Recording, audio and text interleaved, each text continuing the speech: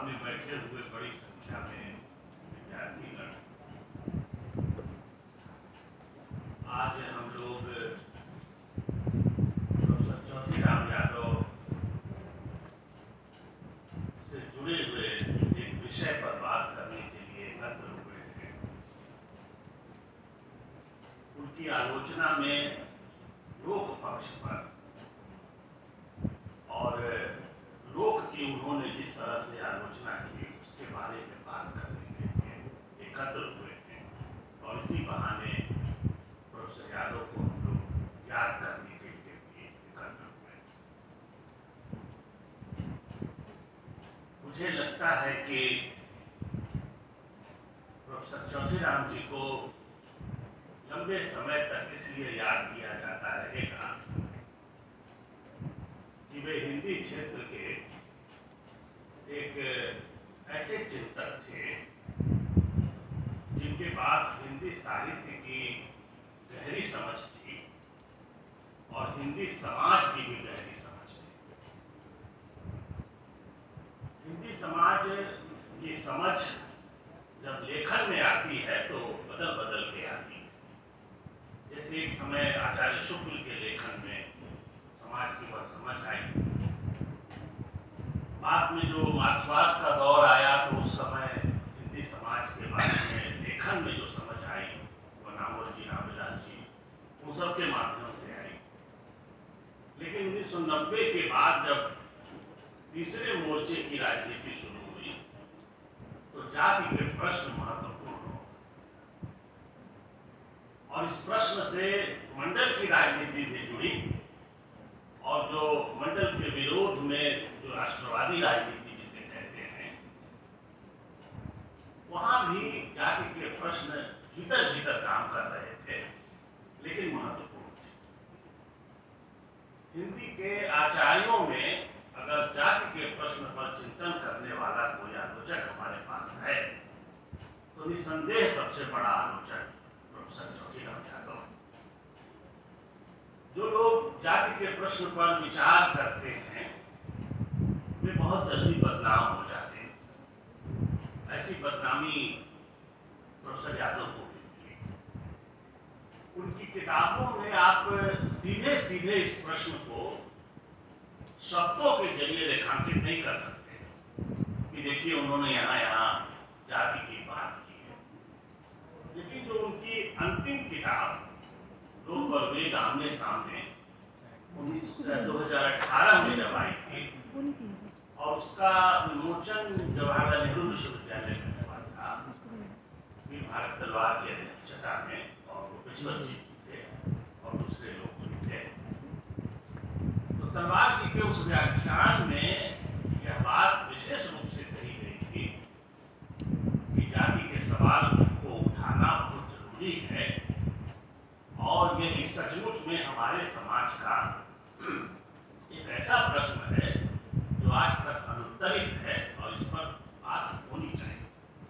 और जाति के प्रश्न का अर्थ यह नहीं है कि केवल दलित जातियों के प्रश्न या केवल ऊंची जातियों के प्रश्न या केवल पिछड़ी जातियों के प्रश्न। जाति हमारे समाज की एक बहुत बड़ी बनावट का बहुत बड़ा हिस्सा है, मूल आधार है। इस पर बात होनी चाहिए। चौधरीराम जी को लगा कि सबसे बढ़िया तरीका दलित विमर्श के माध्यम से यह हो सकता है, तो उन्होंने दलित विमर्श को अपनाया, उस पर बात की। यहाँ तक कि जो नई किताब आ रही थी, जैसे मलखान सिंह की किताब आई थी ज्वालामुखी के मुहाने पर, कविता की किताब, चौधरीराम जी ने उसकी समीक्षा लिखी है। मलखान सिंह जैसे कवि पर उन्होंने ठीक ठाक लिखा है और उन सब बातों को रेखांकित किया है। उनकी सक्रियता जहां जहां रहती थी हमें उस पर भी ध्यान देना चाहिए और उससे उनके लिखे हुए को रिपोर्ट करने की जरूरत है। वे जब उत्तर सती का विमर्श कहते हैं तो वो कोई उत्तर आधुनिकता की बात नहीं करते। वो जानते थे अच्छी तरह से कि उत्तर सदी का जो विमर्श है उसमें जाति के सवाल बहुत महत्वपूर्ण है। इस पर विचार करने की उनके जो फॉलोअर्स थे, जब वो भरी हुई सभाओं में ललकारते थे और अग्निवर्षी भाषण देते थे, 80 वर्षों की हड्डी में था विहस पड़ा सत सत यौवन, ये वीर तुम्हारा अभिनंदन। एक कविता है कुंवर सिंह के बारे में। जब वो 80 वर्ष की उम्र में भी दहाड़ते थे और सवा घंटे भाषण देते थे और भरी हुई सभा में, तो नौजवानों पर बड़ा असर पड़ता था। इस बात से हम लोगों को बचना नहीं चाहिए, हम लोगों को स्वीकार करना चाहिए कि हिंदी साहित्य की जो अपनी बनावट है, आलोचना और उसके चिंतन की जो अपनी बनावट है, उसमें सवर्ण जातियों के लिए तो बहुत अच्छा स्थान है। दलितों ने भी अपनी जगह बनाई, पिछड़ी जातियां उसमें सबसे ज्यादा उपेक्षित हैं। सबसे कम अगर अलग से सोचने विचारने की कोई प्रणाली विकसित की जा सकी तो पिछड़ी जातियों के बारे में। जब चौकीराम जी उठे तो ये कहने में कहीं संकोच नहीं होना चाहिए कि पिछड़ी जातियों का जो नौजवान समाज था, उसे लगा कि हमारी आवाज है, कोई बोल रहा है हमारी तरफ। काशी हिंदू विश्वविद्यालय के हिंदी विभाग के अध्यक्ष पद पर बैठा हुआ है आदमी, आज जब वहां से उतरा है तो वो हमारी बात कर रहा है और वो तमाम उन बातों को रेखांकित कर रहा है जिसका संबंध हमारी सामाजिक पीड़ा से। चौकीराम जी इसीलिए पॉपुलर। ठीक है, कुछ लोग जो समर्थक होते हैं वो भी आपको नुकसान पहुंचाते हैं और आपको यादववाद का की एक मुहर लगा देते हैं या पिछड़ी जाति के होने का एक मुहर लगा देते हैं और आपकी सामाजिक देन को कहीं न कहीं अंधेरे में डाल देते हैं। ऐसा हुआ उनके साथ। बहुत से लोग केवल इसलिए उनके पीछे लगे क्योंकि वो उनकी जाति से मेल खाते थे, वो सच्चे समर्थक नहीं थे। चौकीराम जी ऐसा चाहते भी नहीं थे। दिल्ली में दयाल सिंह कॉलेज में एक सेमिनार का आयोजन था ओबीसी साहित्य, सर को बुलाया गया था, सबसे बड़े वक्ता वही थे। दिलीप मंडल को भी बुलाया गया था और उसमें बिहार से, सासाराम से राजेंद्र प्रसाद सिंह जी आमंत्रित थे। मुझे भी बुलाया गया था। मेरी किताब जाति के प्रश्न पर कबीर आ चुकी थी, ये शायद 17-18 की बात होगी। तो राजेंद्र प्रसाद सिंह ने ओबीसी साहित्य का समर्थन किया, बहुत सी बातें उन्होंने कही, उनकी कुछ छोटी छोटी किताबें भी थी उस पर।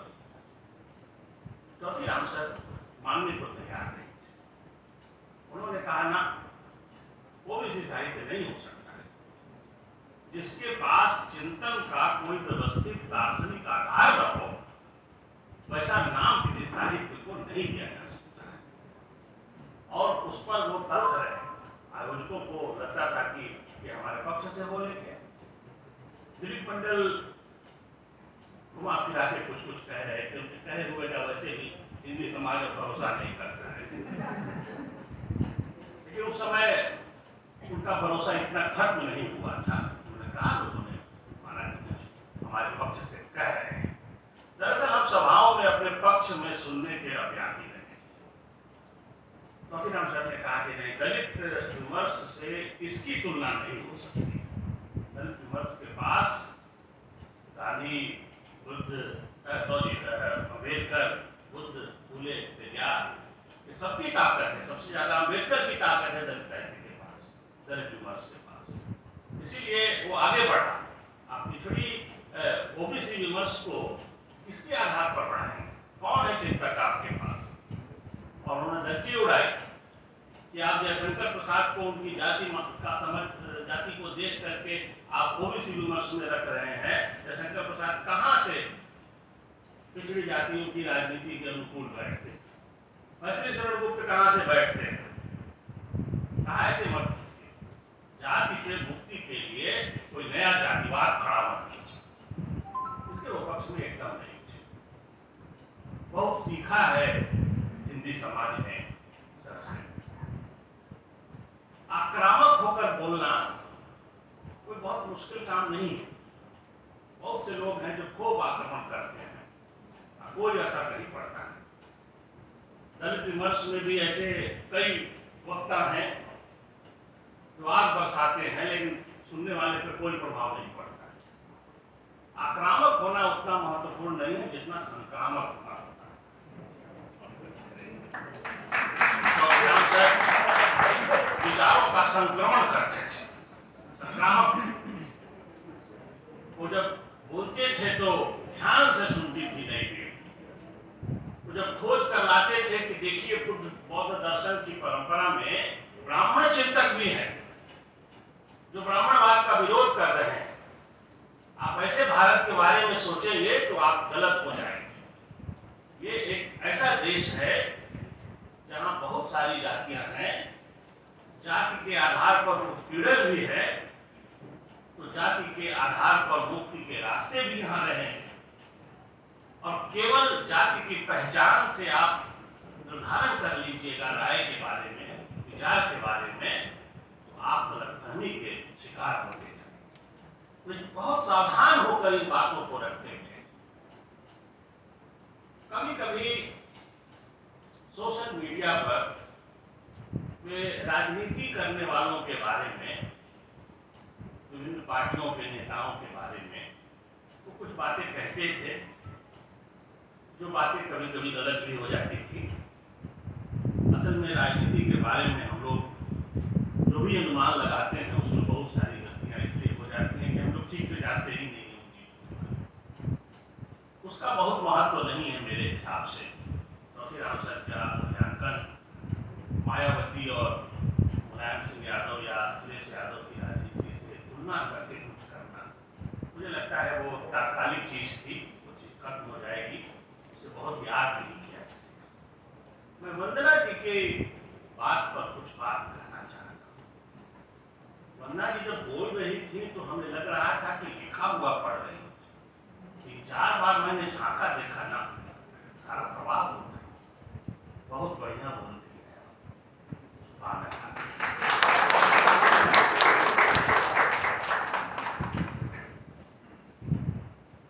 वंदना जी की चिंता हम सब समझ रहे हैं और हम सब लोग जानते हैं कि उनकी चिंता एक बड़े भारत की चिंता है कि अगर हम मार्क्सवादी ढंग से वर्गों के बारे में नहीं सोचेंगे तो किसी गलतफहमी के शिकार होंगे, गलत जगह जा करके पहुंचेंगे।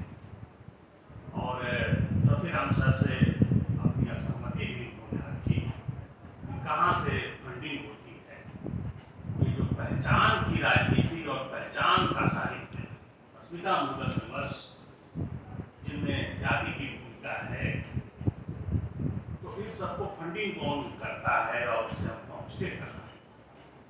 लेकिन यही वंदना जी एक सोचने की बात है कि जब प्रगतिशील मार्क्सवादी और सही जगह से फंडिंग पाने वाले लोगों की जब चलती थी, जब वो लोग सोचने विचारने में आगे थे, तो उन्होंने इन प्रश्नों पर कैसे विचार किया। एक आम राय है कि जो वामपंथ है वह सवर्णों के चंगुल में हमेशा था। उसमें अगर सोशल इंजीनियरिंग जैसी कोई चीज हुई तो ज्यादा से ज्यादा यही कि दलित प्रतीक कुछ लाए गए, कुछ मुसलमानों से लाए गए, किसी को कैंडिडेट बना दिया गया कि ये मुस्लिम है, ये दलित समाज से है। लेकिन जाति से जुड़ी हुई जितनी सारी चीजें हैं वो सबका संबंध ठीक है कि आर्थिक स्थिति से है। दलित को हम श्रमिक के रूप में पहचान सकते हैं, लेकिन हम उसका क्या करेंगे कि जब कोई दलित श्रमिक नहीं रह जाता है, प्रोफेसर हो जाता है, नेता हो जाता है, और तब भी उसके साथ छुआछूत का व्यवहार खत्म नहीं होता है, तो वहां जाकर के इस तरह के विमर्श हमारा साथ देते हैं। जब हम अपने ही क्लासमेट के साथ जाति के आधार पर भेदभाव करते हैं तो पहचान के विमर्श ही हमारा साथ देते हैं। जब हम अपने सहकर्मी को उसकी जाति के आधार पर मूल्यांकित करते हैं तो ये विमर्श ही हमारा साथ देते हैं। जब हम स्त्री विमर्श के नाम पर सवर्ण विमर्श से खड़ा करना चाहते हैं कि जेंडर की बात करो और स्त्री की आड़ में केवल सवर्ण स्त्रियों को आप रिप्रेजेंटेशन दीजिए। बहुत अच्छा लगा, एक नई किताब आई है गरिमा जी की, चुप्पियां और दरारें। उन्होंने चैप्टर बनाया है अलग से सवर्ण स्त्रियों का, और उस पर अलग से उन्होंने लिखा है। ये खराब लगता है सुनकर के। स्त्रियों को क्या एक बार कहा था एक वक्ता ने कि हर स्त्री का जीवन आपका दरिया है। बात ठीक है, जेंडर के आधार पर जो चीजें होती हैं, लेकिन दलित स्त्रियों के साथ यह भी तो अनुभव है ना कि उनके साथ डबल प्रॉब्लम है कि वो दलित भी हैं, स्त्री भी है। दलित स्त्री के साथ सार्वजनिक रूप से जो अपमानजनक घटनाएं होती हैं और दूसरी जातियों के द्वारा होती हैं, किसी सवर्ण स्त्री के साथ दलित समाज के पुरुषों ने कभी कोई ज्यादती की हो, ऐसी कोई घटना नहीं दिखाई पड़ती। तो आपको स्त्री के सवाल में भी उस जाति के सवाल को देखना होगा। चौथीराम जी का पूरा ओरिएंटेशन मार्क्सवाद का था। वो कुछ सोच समझ करके ही इधर गए और उन्होंने लिखा था नामवर जी को, नामवर जी की जो चिट्ठी है, जो पोस्ट कार्ड है, वो द्विवेदी जी वाली किताब में है। तो नामवर जी ने उन्हें आश्वस्त किया है कि अपने को शास्त्र वंचित मत ले। यहाँ लोग शास्त्र वंचक हैं, चिंतित वो हो जो शास्त्र वंचक। नामवर जी ने राह दिखाई थी कि दूसरी परंपरा, दूसरी का मतलब सेकेंड और थर्ड की बात नहीं है, दूसरी का मतलब अन्य। नामवर जी ने पूरे हिंदी संसार को एक रास्ता सुझाया कि अन्य भी होते हैं, और उसी अन्य की परंपरा को चौथीराम जी आगे बढ़ा रहे थे कि अन्य अन्य अन्य की कोई अंत नहीं होता है, और जितने ही अन्य होंगे कुछ सुविधाएं बढ़ेंगी, कुछ खतरे भी बढ़ेंगे। हम खतरों से कब तक डरें जबकि हमारे समाज का बहुत बड़ा वर्ग वंचित रह जाता है। हम उन पुरानी पद्धतियों को अपना कर देख चुके हैं। इसका मतलब ये मैं नहीं कह रहा कि पुरानी पद्धतियां खत्म हो चुकी हैं। मार्क्सवाद इस दुनिया से कभी नहीं खत्म। तो जब शोषितों को जरूरत होगी मार्क्सवाद ही काम आएगा।